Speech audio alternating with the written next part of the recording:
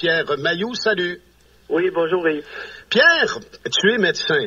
Et on disait des fois de façon un peu cavalière, et puis tant mieux, les gens sont déconstipés et tout, au lieu d'appeler on disait le Doc Mailloux, mais est-ce que pour toi, il y a une forme d'importance à te faire appeler Doc Mailloux, Pierre, Docteur Mailloux? Quelle position tu prends là-dedans? Aucune. Très neutre. Ça m'est égal. Ça ne m'impressionne pas, peu importe comment on m'appelle. J'ai des patients qui m'appellent Mailloux. J'ai un patient autistique qui m'appelle par mon nom de famille. Il y a jamais sa responsable d'accueil. Il lui dit, oui, mais c'est le docteur Mailloux. Il répète ça depuis 15 ans, 18 ans, que je le suis, au moins une quinzaine d'années. Oui. Et sa responsable de famille d'accueil lui dit, c'est le docteur Mailloux. Il lui a répété des centaines de fois. Je lui ai dit, laisse-le faire, c'est correct. Il m'appelle Mailloux, il y en a qui m'appellent Pierre, docteur, n'importe quoi. Monsieur Mailloux, ça m'est égal, moi. Ce n'est pas ceux qui essaient de se rapprocher de moi ou de faire preuve d'une familiarité en m'appelant par un titre ou peu importe. Ça marche pas avec moi. Pierre, hier, je t'ai posé quelques questions et je vais y revenir parce que je reprends l'entrevue et puis je vais le faire un peu à l'envers. On reviendra tantôt sur les ordonnances d'antidépresseurs.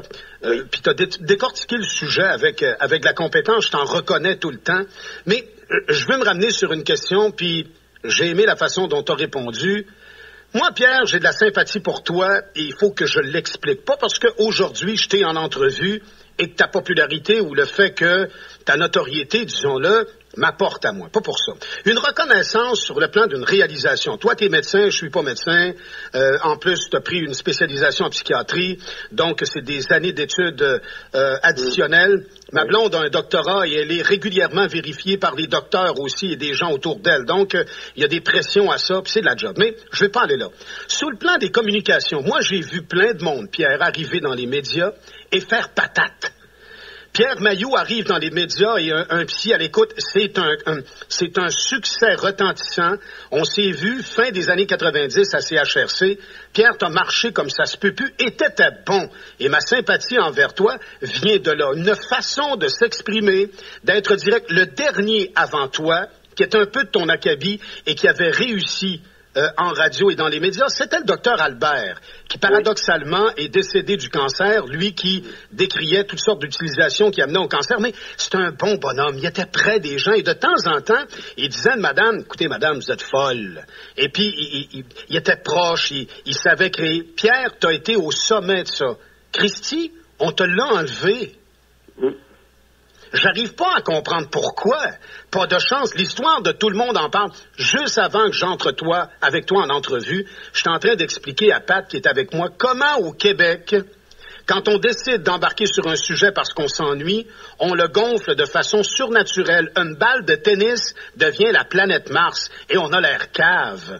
C'est la même chose pour toi dans ce que tu déclarais, entre autres, parce que je prends ça comme exemple, à tout le monde en parle. Où tu fais état d'une étude. T'as jamais dit, quand on le réécoute, que t'es ardemment convaincu de ça et que t'as fait partie de l'étude. Tu donnes...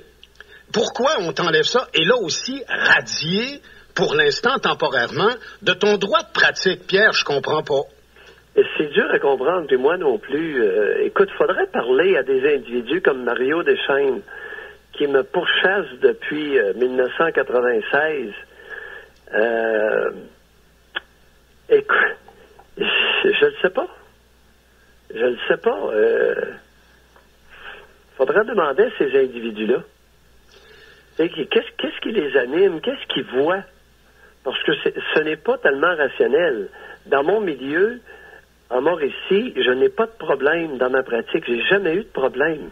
Je suis un très bon psychiatre, reconnu comme tel par les médecins de la région, par les familles des patients, par les patients eux-mêmes. Beaucoup de bons résultats, mais ça passe pas à Montréal. C'est spécial, ça, cette histoire-là. C'est spécial. On dit que, il y a un commun. Est-ce que c'est un code d'éthique où la médecine ne doit pas être populaire? Tu dois pas, évidemment, user de ton titre de médecin pour te créer, je sais pas, comme s'il y avait une forme de constipation. Et le fait que t'aies déchiré ça un peu, Pierre, puis t'es passé au travers ça, de façon un peu, je te dirais, adolescente, mais belle, ça fait libre. C'est ça qui a blessé à quelque part, tu sais. Ben, écoute, je me suis arrogé le droit d'essayer d'améliorer le traitement des individus sévèrement atteints de schizophrénie et de psychose, que ce soit chez l'adulte, le vieillard, l'adolescent et certains enfants. Écoute, ça part mal parce que le Collège des médecins, le syndic qui a enquêté là-dessus, était convaincu que la schizophrénie n'existait pas chez les enfants. Alors qu'on nous enseigne dans nos conférences à McGill et dans nos conférences aux psychiatres, c'est rare chez les enfants, mais on en voit quelques cas. Alors que le syndic était convaincu. Alors j'ai été accusé d'avoir fait des mauvais diagnostics, un diagnostic épouvantable chez quelques enfants qui étaient atteints de schizophrénie, des enfants de 9 ans. Tout le débat, c'est tiré par les cheveux, c'est assez particulier. Est-ce que tu crois, parce que tu peux pas être absent d'analyse, Pierre, est-ce que tu crois que, parce que là tu te bats beaucoup, là, et notamment contre le système de justice, oui. Et tu n'as quand même pas les assises financières pour pouvoir te battre contre appelons-le, le clergé du droit, tu vas te ruiner, tu le fais toi-même, c'est déjà exceptionnel ce que tu es en train de faire, mais est-ce que tu crois que en bout de ligne, finalement, une forme de crédibilité, tu vas la perdre? Non, j'en ai gagné beaucoup, parce que l'an dernier, j'avais la Régie de l'assurance maladie, en septembre dernier, qui m'a poursuivi devant la cour d'appel même, et ils ont perdu. Contre moi, je me représentais moi-même. Cet été, le 5 août, j'ai gagné quelque chose d'extrêmement important devant la cour d'appel, qui est le droit d'en appeler, et un sursis d'irradiation de 2 ans. Avant-hier, j'ai perdu ça me prenait aussi un autre sursis de radiation d'1 an pour l'autre dossier disciplinaire parce que ils ont mis des causes similaires dans 2 dossiers. La différence était simplement les groupes d'âge. Dans un, c'était uniquement les adultes et dans l'autre dossier disciplinaire, c'était enfants, adolescents et adultes. Alors là, je dois continuer à me battre dans le 675, enfants, adolescents, adultes, pour obtenir un sursis pendant les mesures. Mais j'ai eu des victoires. J'ai eu 2 victoires devant la cour d'appel, me représentant moi-même. J'ai défait le meilleur avocat du contentieux de la Régie d'assurance maladie du Québec. Trop bon. Ils sont 10-12. Écoute, c'est pas rien. Alors, au niveau de ma crédibilité, je pense qu'elle est acquise. Et je demeure convaincu que ma cause est bonne. Alors, on verra. Il s'agit de ne pas lâcher. Et ça se pourrait que je triomphe, finalement. Je dis bien, ça se pourrait. Quand je dis ça, Pierre, ce que je trouve épatant en ce qui te concerne, c'est l'autonomie. C'est pas n'importe quel bipède qui est capable d'avoir une autonomie sur le plan social, mais ça te permet d'être ce que t'es. Et puis, je le disais hier, puis je sais pas si je me trompe, puis tu peux m'envoyer me promener, Pierre, ou me dire que je déroute présentement, mais que ce soit de tes qualités et de tes forces, ou encore de tes faiblesses et de tes défauts, t'es portes et t'as aucune timidité, Pierre. Bon, je suis ce que je suis dans ma simplicité. Quand je suis bon dans quelque chose, je le dis, puis quand je suis pas bon, j'ai des limites. J'ai pas de problème avec ça. Quand t'arrives... Mais l'humilité, ce n'est pas l'humiliation, Yves. L'humilité, c'est se reconnaître à sa juste valeur. C'est pas l'humiliation. C'est ça, l'humilité. Alors, quand on est bon, on est bon. Mais quand on est moins bon, on est moins bon. Tandis que l'humiliation, c'est se rabaisser. Pierre, il faut que... C'est rabaisser l'autre ou se rabaisser. C'est pas du tout la même chose, là. Pierre, et c'est presque un projet de vie. C'est très difficile, Yves, de s'évaluer à sa juste mesure dans ce que nous sommes. C'est un exercice que peu réussissent à faire. C'est pas évident. Faut que tu reviennes en ondes, Pierre, et puis à la grandeur du Québec, il faut que ce show-là revienne. Il faut que tu aies un intervenant avec toi qui te fasse des belles passes, parce que tu as beaucoup de choses encore à donner. Et puis là, écoute, c'est dans le moulin, Yves. Je te le dis, on est en train de brasser ça. Un peu la même formule que toi. Et c'est dans le moulin. C'est en discussion. Et ça va être direct, ça va être via Internet et non pas via un système officiel. Parce que le CRTC, ils sont tannants. Ils sont tout le temps après moi. Puis c'est une gang... Ça m'apparaît être ce que j'appelle, moi, affectueusement, un club de bonnes femmes. Ouais. Et ils aiment bien faire taire le monde. Alors, je sais pas... Tu sais, j'ai été blâmé. J'ai eu plusieurs blâmes du CRTC, du Conseil national des normes de radio, télévision et radiodiffusion. J'ai eu plusieurs blondes d'eux, et leur façon de faire m'horripile, Yves. Ils prennent une plainte, ils l'analysent, ils demandent... ils ne contactent jamais l'animateur qui a tenu les propos pour avoir sa version. Non. Alors moi, dans mon livre, ça passe pas. Et souvent, Pierre, j'ai déjà vu des gens amener d'autres personnes en cours, et notamment dans ce genre de poursuite-là, il y a le dommage. Le dommage qu'on appelle au niveau, je me rappelle plus quoi, punitif et des choses de genre. Il n'y en avait aucun dans la réalité. Il n'y en avait aucun dans la réalité. Je peux d'accord qu'on peut avilir la liberté d'expression à mal l'utiliser. Oui. Mais en ce qui te concerne, je ne l'ai pas vu. Je ne l'ai pas vu nécessairement. Non. Et puis quand un des propos que j'avais tenus, j'avais déclaré que l'islam, c'était du chien-dent. Ouais. Que l'islam était un cancer de société. Comme la plupart des grandes religions. Alors, j'avais affirmé ça, et j'ai été blâmé pour avoir dit pareil ignominie, sans jamais qu'on me demande, ben oui, mais qu'est-ce que tu veux dire? Oui, tu as dit la phrase suivante, l'islam est un cancer de société, je l'ai dit, je l'ai répété, et je le maintiens. Mais il n'y a jamais personne qui m'a demandé ce que je voulais dire. Mm-hmm. C'est-tu capoté? On est au Canada, puis la Ligue des bonnes femmes d'Ottawa m'adresse à un blâme. La radio était dans tous ses états, parce que les blâmes en question, et il faut bien comprendre que quand il y en a un petit peu trop contre un poste de radio ou de télévision, la licence ne sera pas renouvelée. Et voilà. Oh! Hey, ça capotait, là, avec les blâmes. Alors, je devenais un risque pour l'entreprise, imagine, toi, en disant simplement que l'islam, c'est un cancer de société, comme toutes les grandes religions.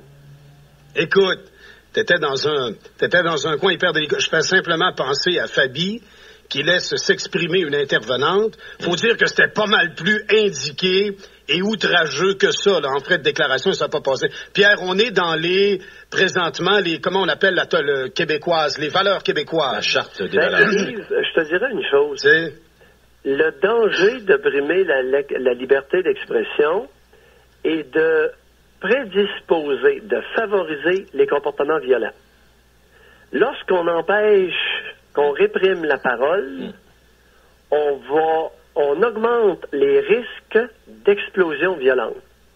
C'est très dangereux, ce petit jeu-là de la Ligue des bonnes femmes d'Ottawa, parce qu'elles peuvent exactement favoriser ce contre quoi elles luttent drapées dans leur vertu. La vertu peut être, écoute, au nom de la vertu, il y a eu les croisades, il y a eu des millions de morts, au nom de la vertu, oui. Et au nom des religions. Les religions, c'est un cancer. Puis particulièrement l'islam, à cause de sa violence. Il prône la violence. Hey, on me fait rire lorsqu'on vient me parler de l'islam modéré. Faut-tu être pied et n'avoir aucun autocritique et aucun sens critique pour prêter à ce monde-là des vertus modérées? Hey Pierre, oui. T'es bon. Pardon? T'es bon.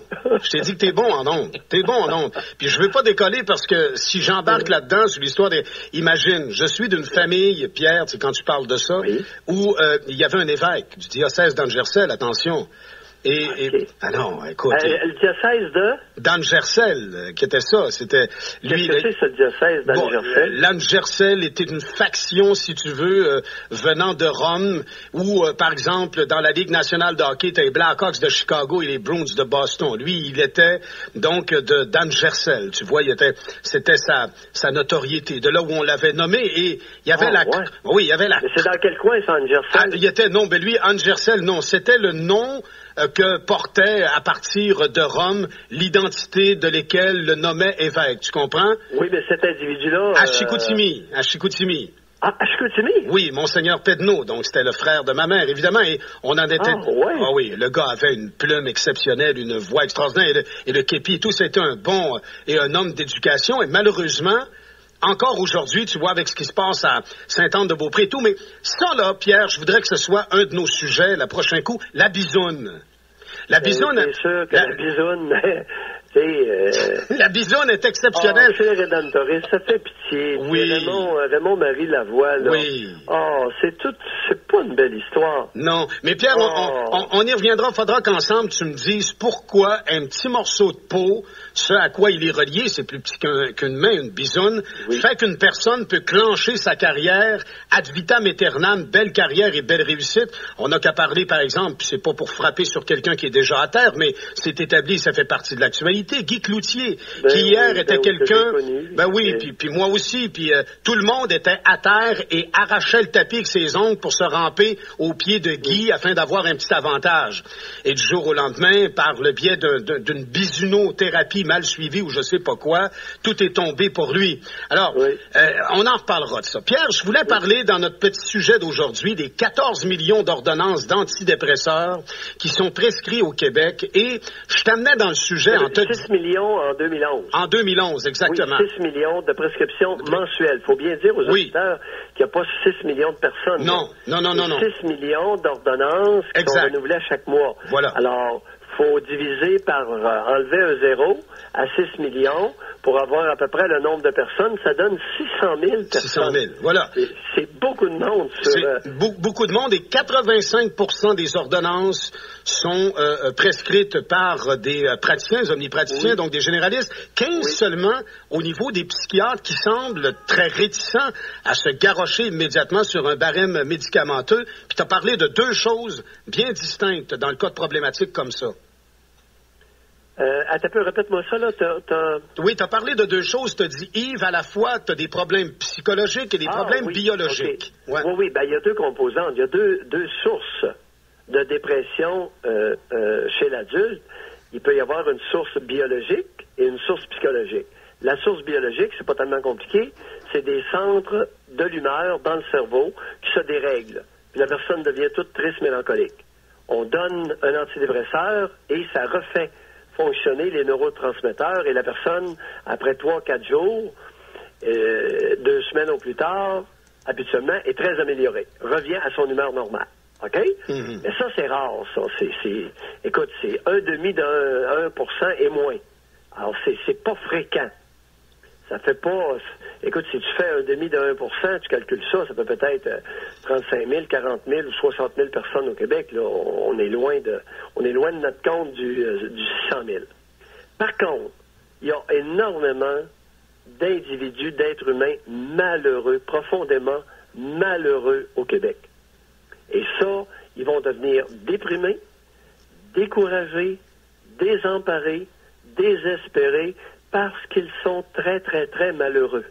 Ils sont porteurs souvent d'une souffrance refoulée depuis l'enfance qui les rend incapables de jouir du moment présent dans leur vie adulte. Ça ne se règle pas par des pilules. Il n'y a aucune pilule. L'ecstasy, les amphétamines, les antidépresseurs, ça va soit donner un peu d'euphorie ou geler cette souffrance-là, mais ça ne répare rien, ça n'améliore en rien le fond de toile malheureux. Pourquoi cette abondance d'ordonnances qui semble exagérée, elle vient de où? Puis ça me semble pas toujours justifié. Bon, et puis on cherche une route facile, Yves.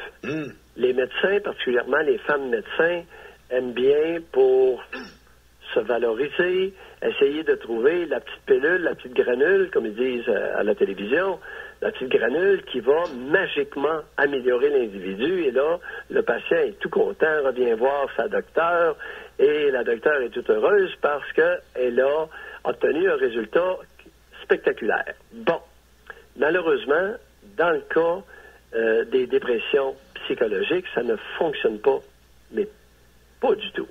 Alors, il est intéressant quand même de noter que, est-ce que tu savais que 30% des cas auxquels un médecin généraliste ou un psychiatre va donner des antidépresseurs qui va se dire amélioré, alors que le produit n'a eu aucun effet sur sa dépression? Mm-hmm. L'effet placebo, c'est un effet qui est important à ne pas négliger, et je le dis pas avec légèreté. Ces personnes-là vont vraiment mieux. Ils vont attribuer ça à l'antidépresseur. Et dans 30% des cas, ce n'est pas le produit, c'est simplement la confiance dans le docteur et le médicament qui a fait qu'il y a eu un résultat positif. Je me disais, et je t'en parlais, je te partageais ça. Quand tu parles de consultation tantôt, tu sais, quelqu'un qui va voir le médecin, il y a tout le temps un effet psychologique. S'il sort de là avec une ordonnance, il se dit, j'avais vraiment un problème, et il est comme sécurisé. Il a besoin de ce type de réponse-là. Quand tu y parles d'une thérapie, quand tu y parles de s'oxygéner l'esprit, quand tu y parles... Attends un petit peu, là je t'arrête, là. C'est que les médecins sont des êtres humains. Et si tu vas... Imagine, toi, tu es profondément malheureux, tu es porteur d'une souffrance refoulée.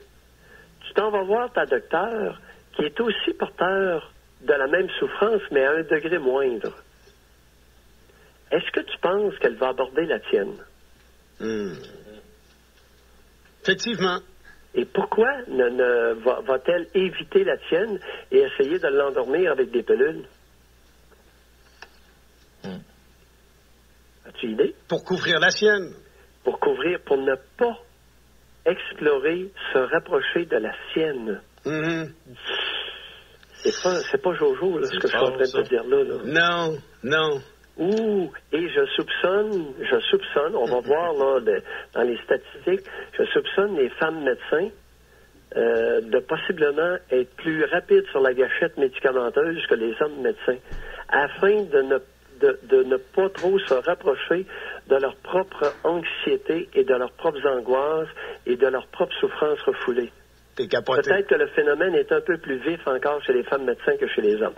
Et je te dis bien peut-être, là, j'ai pas de chiffre à l'appui, mais je parle les patients que je vois qui sont traités par des femmes qui arrivent avec des lunchs de psychotropes incroyables, que peu d'hommes prescrivaient. Et maintenant, là, les femmes médecins, et ils sont forts sur les lunchs, et certains peuvent même être dangereux.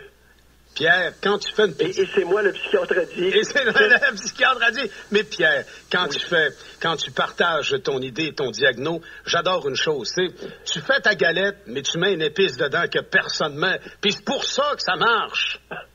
T'es trop fort pour la Ligue, Pierre. Je vais t'appeler comme ton petit bonhomme qui va te voir ton client. T'es trop fort pour la Ligue, Mayou. Ouais, ben, c'est quoi? Il y a peut-être un peu de vrai là-dessus. Oui, il y a du vrai. Il y a peut-être un petit peu de vrai. Tu sais, Wayne Gretzky, si on l'avait limité à une ligue de garage, à un moment donné, la ligue de garage, il aurait dit, écoute, il aurait trouvé d'un chien dont on ne veut plus, on dit qu'il a la gale. Ouais, tu me gênes. Pierre, ça se pourrait. Je te remercie, Pierre, et puis j'ose croire qu'on va se reparler de temps en temps. Une fois par semaine au moins, il faut se jaser. Bien gentil à toi, Pierre. Oui, bye. Merci infiniment, bonne journée.